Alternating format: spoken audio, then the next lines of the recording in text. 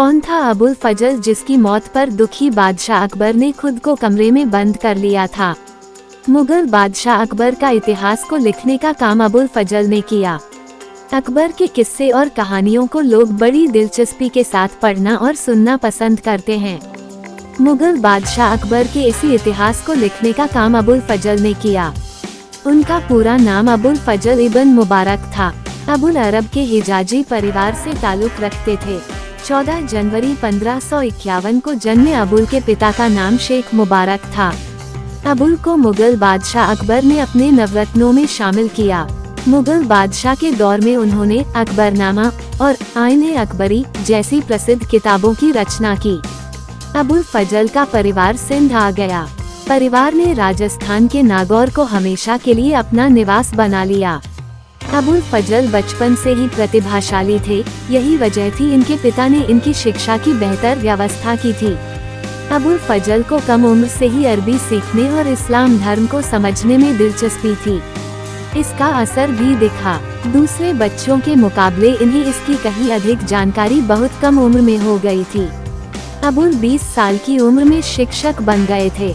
अरबी भाषा और इस्लाम के ज्ञान की चर्चा बादशाह अकबर के कानों तक पहुंची। वर्ल्ड एटलस की रिपोर्ट के मुताबिक बादशाह अकबर ने इन्हें 1575 में अपने नवरत्नों में शामिल किया।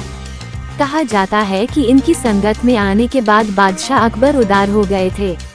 अपनी असाधारण प्रतिभा और वफादारी के कारण अबुल अकबर के चहेते और विश्वसनीय बन गए। उन्होंने अकबर के दौर की हर घटना को दर्ज करना शुरू किया। उसे अकबरनामा के नाम से जाना गया।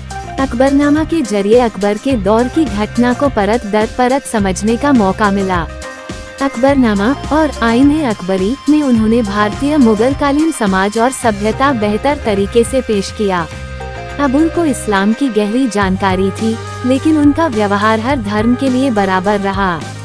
वो सामाजिक सद्भाव और शांति के समर्थक थे। यही वजह है कि एक समुदाय के कुछ लोगों ने उन्हें हिंदू, पारसी और नास्तिक तक कह डाला। अबुल को कुशल सैन्य संचालक के तौर पर भी जाना गया। उन्हें उनकी इस क्षमता को दिखाने का मौका 1599-1600 में मिला। इस दौरान अबुल को खानदेश का शासक नियुक्त किया गया। उन्होंने अपनी सैन्य क्षमता को साबित किया।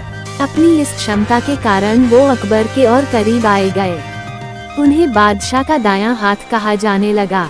जब शहजादे सलीम ने बादशाह के खिलाफ जंग की घोषणा की तो अबुल फजल ने ही शहजादे का सबसे ज्यादा विरोध किया। शहजादे ने राजा वीर सिंह बुंदेला को अबुल फजल के खिलाफ उकसाया। नतीजा 12 अगस्त 1602 को अबुल की हत्या कर दी गई। अबुल फजल की मौत ने अकबर को तोड़ दिया था। वो इतना ज्यादा दुखी हुई कि खुद को महल में बंद कर लिया। अकबर ने इस अपराध के लिए सलीम को ताउम्र माफ नहीं दिया। अबुल की मौत के बाद अकबरनामा के मुख्य पेज को इनायतुल्लाह ने तैयार किया। इसके बाद इसका नाम तकमील-ए-अकबरनामा रखा गया।